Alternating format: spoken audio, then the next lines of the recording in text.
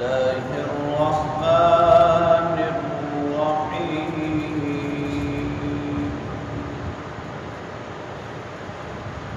وإذا طلقتم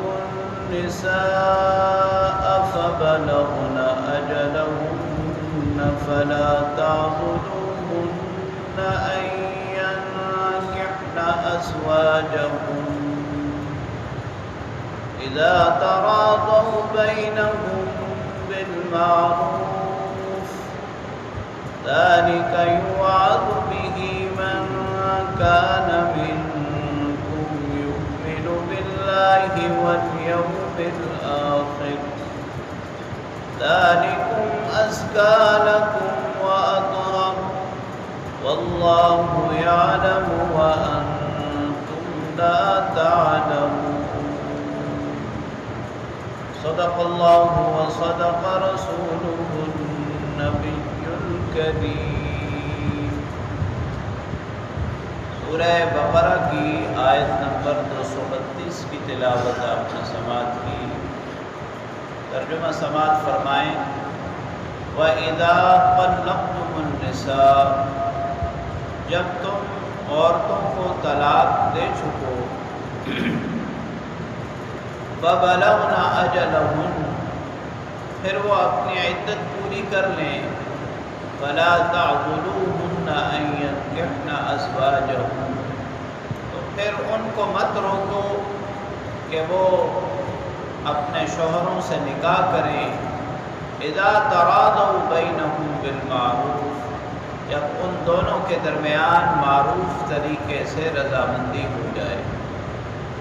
ذالک یوعظ بہ من کان منکم یؤمن باللہ والیوم الآخر، یہ نصیحت تم میں سے ان لوگوں کو کی جاتی ہے جو اللہ پر اور آخرت کے دن پر ایمان رکھتے ہیں، ذالکم ازکیٰ لکم واطہر، یہ تمہارے لیے پاکیزگی اور طہارت کا ذریعہ ہے،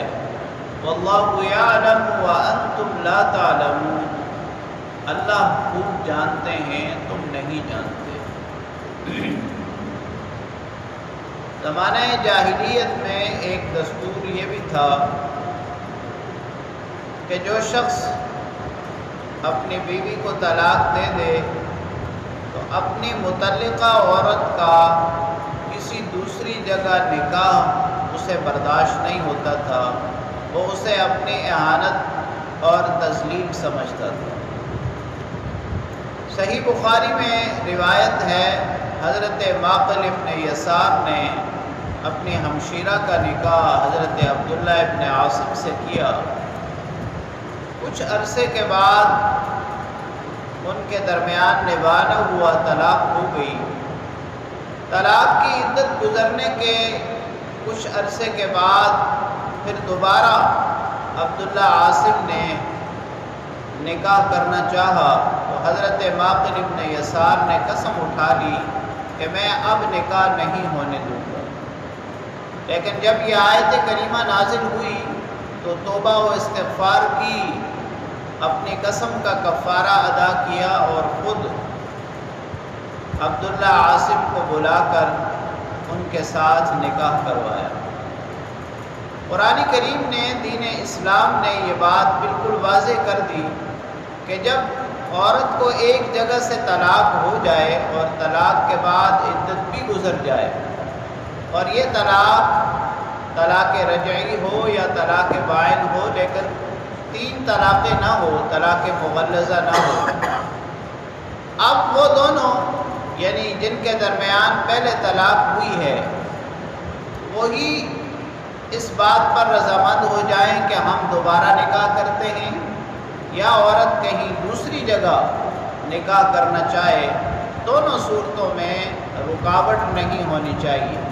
نہ تو شوہر کی طرف سے ہو اور نہ دوسرے رشتہ داروں کی طرف سے ہو۔ یہ اصول اللہ کریم نے واضح طور پر بیان فرما دیا، جس میں زمانہ جاہلیت کا جاہلی تعصب اور عناد اس کا بھی رد فرما دیا۔ آخر میں جیسے گزشتہ آیت کریمہ میں 3 نصیحتیں اللہ کریم نے فرمائی، یہاں بھی 3 نصیحتیں فرمائی جا رہی ہیں کہ پہلی بات تو یہ کہ یہ حکم